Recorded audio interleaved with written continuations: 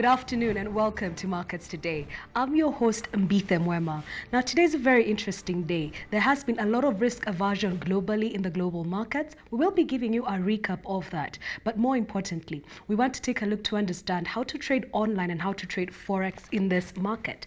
We have in studio Mr. Nahashon Mungai. He is the Executive Director for Global Markets Desk at Standard Investment Bank. We'll be trying to corroborate what is happening globally and what does this mean for the Mensa Fund, to which his company has actually rolled out, and what has been happening there. And over and above that, if you want to trade online, if you want to trade Forex, how can you be able to do it either through the courtesy of this product or just using any other platforms out in the market? Before we get into this conversation, we'll just quickly give you a rundown of what is happening. Now, yesterday, the markets globally were really down over the day, with the U.S. markets, the Dow Jones, actually down 1,000 points over the day. Hong Kong stocks were reporting lows that were last seen in 2004. Globally, there is a global risk aversion. And what's driving this risk aversion?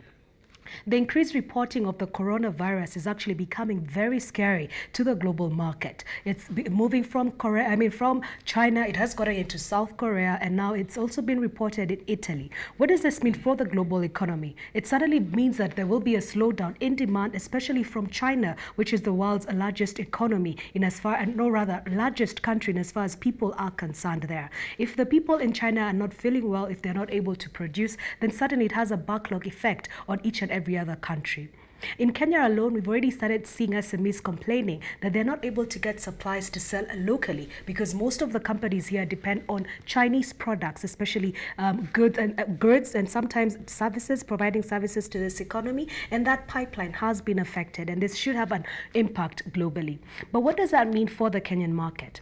Yesterday, at least, the market was up 4.6 points on the main index yesterday. However, volume was considerably muted over the day as we started the week. This was more or less expected, but I think the key risk to look out for when you're looking at the NSE is, firstly, it is a foreign traded market. The foreign traders tend to be about 70% of the activity on the stock exchange.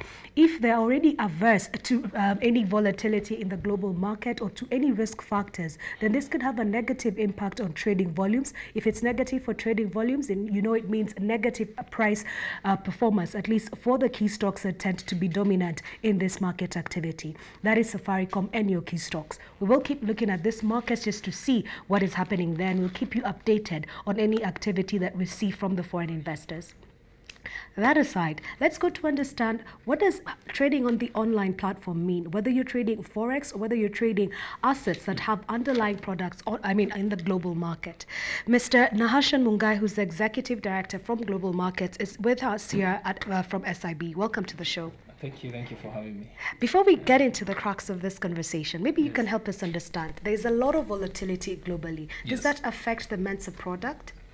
Okay, so this is actually a very interesting question, and it's a question we've received from a lot of existing clients and will-be clients. And I'll first start by describing what Mensa X is. So Mensa X is a multi-asset strategy fund with a long-short trading model. What does that mean? That means that we trade, a wide array of asset classes, okay, from currencies to precious metals to commodities and global stock indices, but using a long-short model, meaning that if markets are going up, we're able to take advantage of that and make a return. All right. And we are also able, on the flip side, if the markets are actually losing value, we're able to take what is called a short position and make money as well. All right. So incidentally, you find that with the volatility that has now been ignited by this coronavirus and what is currently happening, it actually creates even more opportunities for the traders to actually find opportunities to trade. So the volatility is good. Yes, volatility is king in our markets. All right, and at least something that we keep noticing. I mean, there'll always be one thing or the other happening in global markets. Absolutely. As well as in local markets. Absolutely. But fundamentally, if the fundamentals of the underlying assets haven't changed, yes, then really this could provide an opportunity to pick up some assets going forward. Yes, that's true. But of course, if then you have the coronavirus being unchecked maybe for longer than it is, the WHO has not yet declared it a pandemic. Yes. But that's also because they're using different ways of classifying a pandemic, different from how they used to before. But if this changes and they declare it a pandemic, and it actually now starts affecting more countries in Europe. We know Italy has already been touched. Yes. But say this crossed the oceans into the US, for example, then this can actually trigger a change in the underlying fundamentals of some asset classes. So you might actually now see, and it has been argued, it can even trigger a recession. I mean, the Spanish flu actually triggered a recession. So it's not unheard of for a pandemic to trigger a recession. But it becomes very interesting to watch certain asset classes that now will gain in value due to the fear created in markets as a result of a pandemic like this. Gold this year alone, has just been on a crazy rally. We've never seen. I mean, last year we saw gold go up by about 16%, and that was considered a big move. Now this year, the momentum at which it's moving means we feel it could even reach $2,000 an ounce. I mean, we saw over $100 an ounce move in one single day. Oh, wow. Well, that's on Monday. Okay. And that's because of the fears in the markets. Exactly. So yeah, people are moving to safe havens. Exactly, moving to safe havens. And now when we're looking at your product, Mensa X, what are the underlying assets? And is this something that you can share in a public forum? Yes, we can. So, as I mentioned earlier, it's a multi-asset strategy fund.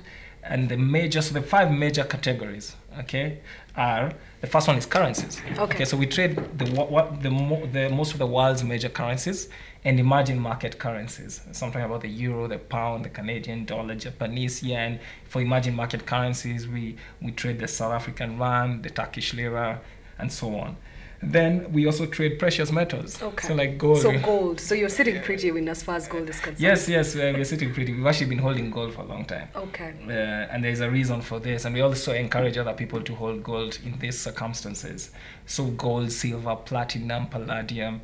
That's under the precious metals asset class. Okay. Then the other asset class is commodities. Yes. It's also a very exciting space. That's where you trade natural gas, oil, and so on. We also trade coffee. Okay. Yeah, fantastic. Closer to home. All right. And then global stock indices, and this has also been very exciting. So we can take and give our clients exposure to the S&P 500, the FTSE 100, the German DAX, Hong Kong Sensei, which has crashed recently. Yes. Yeah. So and then global single stocks.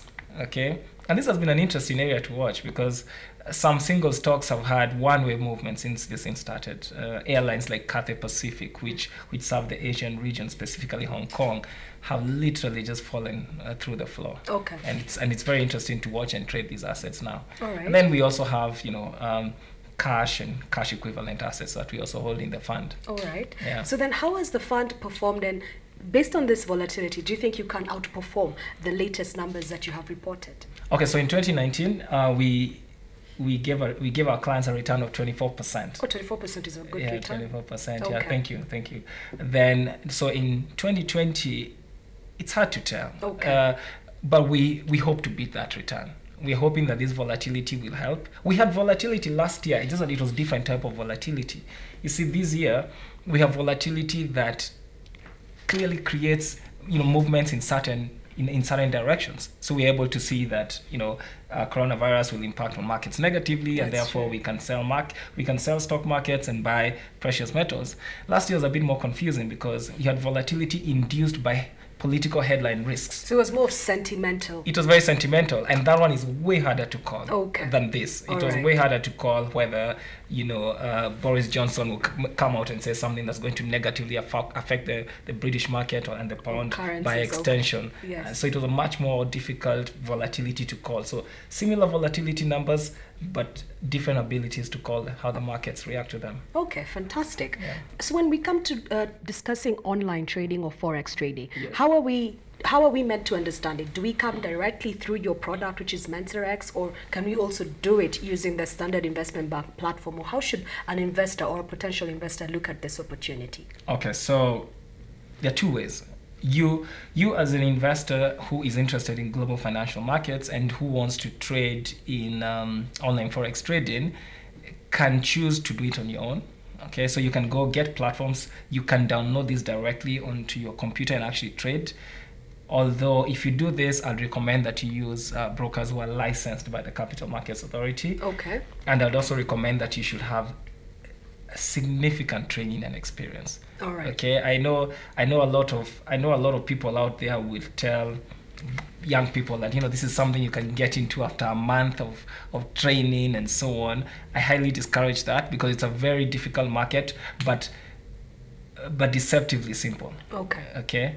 The other way you can do it is actually coming to people like us now, SIB, who have created a proper infrastructure and a proper fund to actually trade this. We have implemented proper risk management frameworks. We have hired the right people with the right experience to trade in these markets on your behalf, where they actually seek to beat markets, but are also very conscious of the downside risks. Okay. So I think we're a much better way for anybody out there who wants to get exposure to these markets to actually do it. So if I wanted to get exposure, would I walk to your investment bank and open an account, or Yes. would I have to participate as an investor in the Mensa X, or Yeah, is it either or? so Mensa X is a Yes. product of SIB. Okay. So SIB owns Mensa X Fund. Okay.